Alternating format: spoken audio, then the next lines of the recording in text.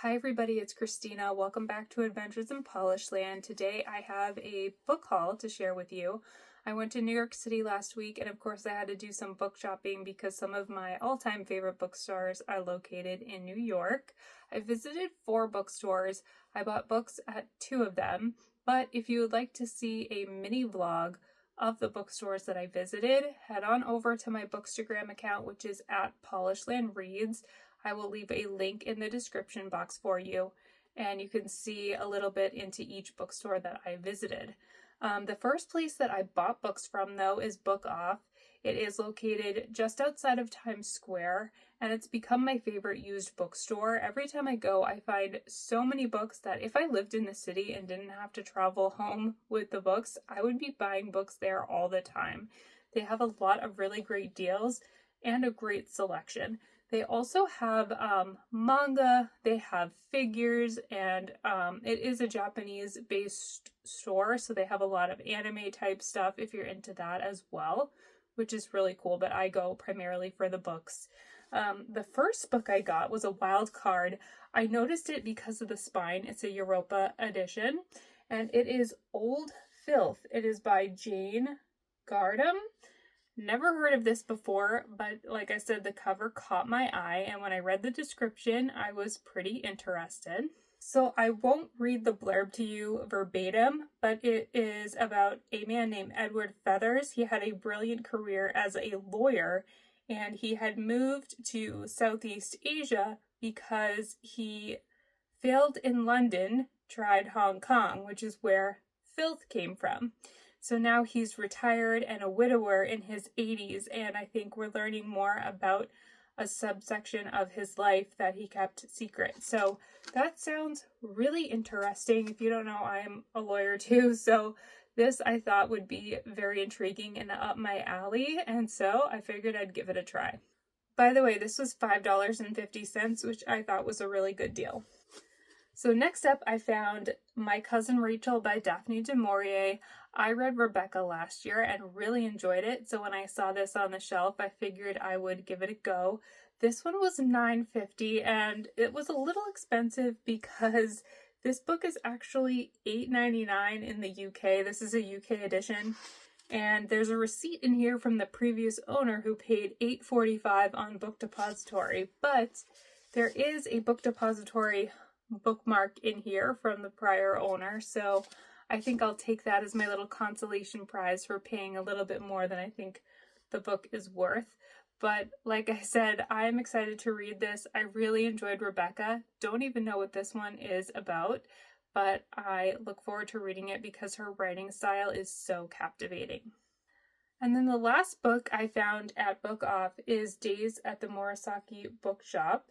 I'm looking for the author's name because there's a sticker over it. It is Satoshi Yagisawa. This is a very slim volume, but any book that's about a bookshop and has a little kitty cat on the cover, I will probably enjoy. And I have heard good things about this, I know, from the Books Unbound podcast, so when I found it there, I was excited to pick it up and give it a try. Then I bought 3 books at the Strand. I didn't find anything on the clearance racks outside this time, but I did find 3 books inside. The first one was, again, my wild card. It is The Accidental by Ali Smith. I've never read any books by Ali Smith, but I hear really great things about her writing from people whose reading aligns with mine, so I figured I would go ahead and finally give her a try. They had a ton of her books in there, so what I did was I just pulled out my phone and I googled best book to start with Ali Smith, and The Accidental came up. So I don't even know what this is about, but it was $10 pre-owned, and I'm excited to get to it, and if I gel with her writing, she has quite a backlist that I can read from next. Then I picked up Land of Milk and Honey by C. Pam Zhang. I recently heard about this from Lauren and the Books. It was on her favorite books of the year video for 2024. And it is about a chef who, she's in the midst of a dystopian future where the world is ravaged by smog.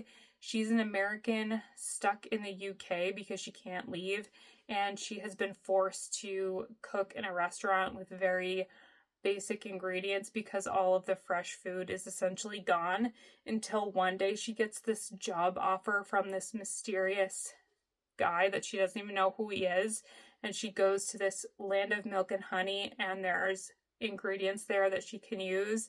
And that's all I know so far. I'm about 40 pages into it.